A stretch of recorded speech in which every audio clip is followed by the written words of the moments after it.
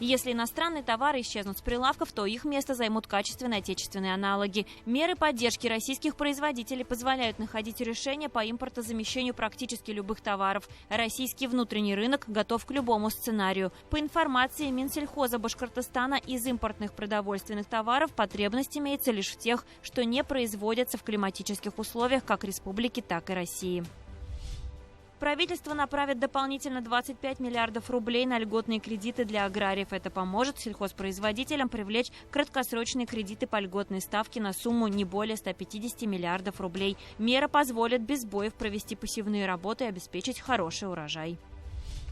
Нехватки кормов импортного производства для питомцев не ожидается, сообщил Россельхознадзор. Из-за рубежа корма привозят по-прежнему достаточно. К тому же поставщиками в нашу страну планировали стать Южная Америка и страны Юго-Восточной Азии. Россельхознадзор рассматривает их предложения.